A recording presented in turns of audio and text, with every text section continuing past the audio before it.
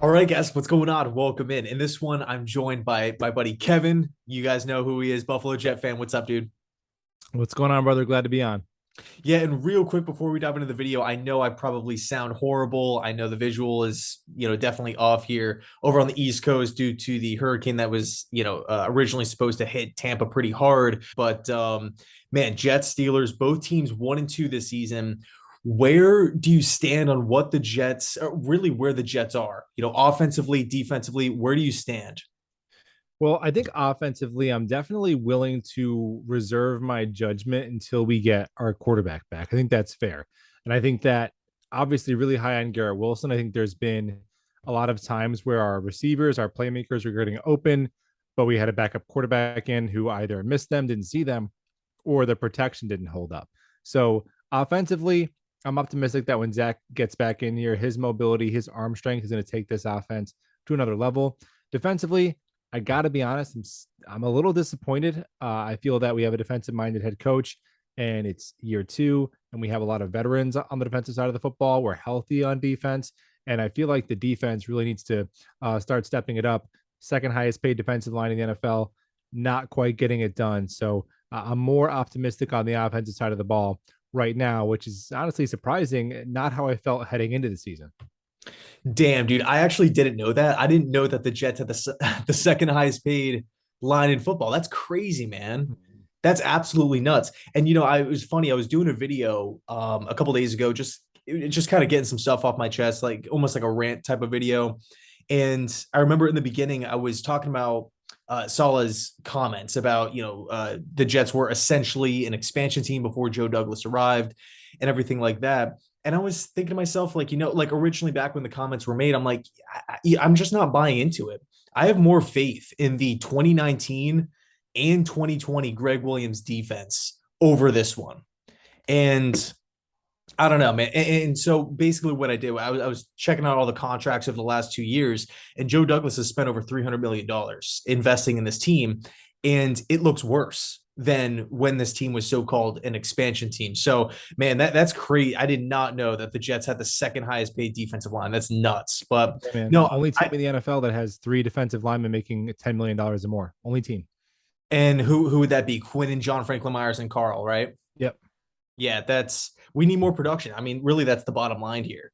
But where do you stand with the Pittsburgh Steelers? They're 1-2. They haven't really been clicking offensively. 17 points last week against the Browns, 14 points week two against the Patriots. They have the weapons, man. Like Claypool. I mean, the wide receivers are nuts.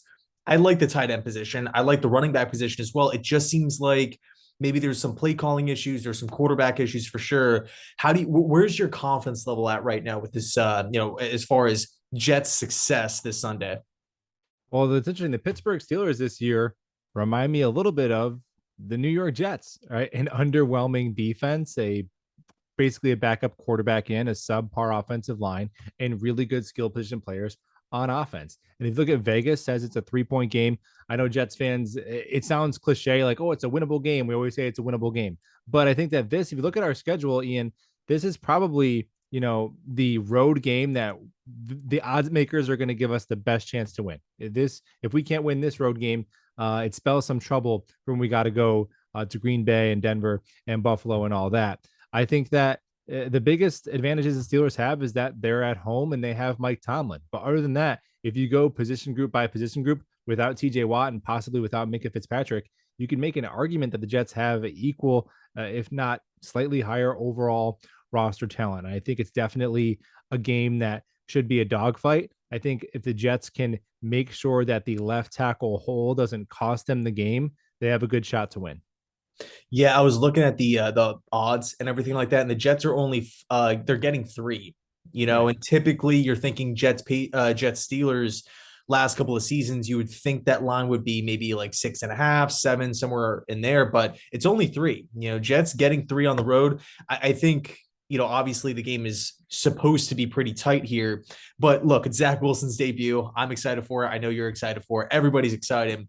Do you have somewhat of a game plan or kind of an idea on what you would do to ensure Zach feels comfortable and really just putting him in a position to have success? Yeah, I think the cliche answer has been run the football, and that's the right answer. I think I want to see, this 50 plus pass attempts is not sustainable. So if we could, I'd like to see try and stick to that like 35 or even less throws. Brees Hall, I think this is the game where he finally I want to get him 15 to 18 carries and really lean on him a little bit. We traded up to draft him. I know there's no really workhorse running backs in the NFL, only a handful, but he should be the running back one in short order. And I think this is a good game to start. And then as far as left tackle goes, it's probably going to be McDermott out there. I don't think the guy they just signed off the Houston Texans practice squad is going to start right away. And then Remmers is still working his way up. So it's probably going to be McDermott for a game. Hopefully it's Dwayne Brown next week. Just kind of a bummer that Zach's first game back, it has to be like a four-string left tackle. But I'm going to put, Tyler Conklin or CJ Uzama right next to McDermott almost full time. I want almost no reps in an obvious passing situation where Connor McDermott is left on an island. But then other than that, I want Zach to go be Zach. He can't try and play not to get hurt. I want him to go make plays. If there's an area to run the football, go take off and run, but just do the obvious thing, slide, get out of bounds, but go play football, Zach.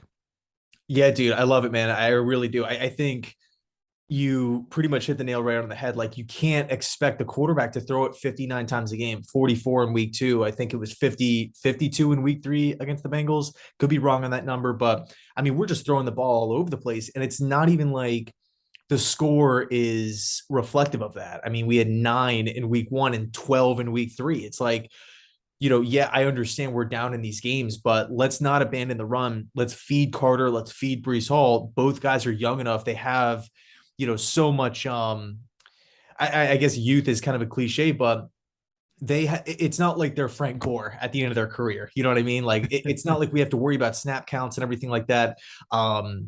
That's why we invested. That's why Joe Douglas invested, a second round pick in Brees Hall. But hey, dude, I appreciate you hopping on, man. Excited to come on your channel. And again, I know the audio might not be the best. The visuals, at least from my end, is not that good either. I didn't bring a camera or microphone over here, but I appreciate you taking the time, man. Thanks so much. Oh yeah, anytime, dude, and get home safe. Thanks a lot. Thanks so much for watching. I appreciate it. And as always, go Jets.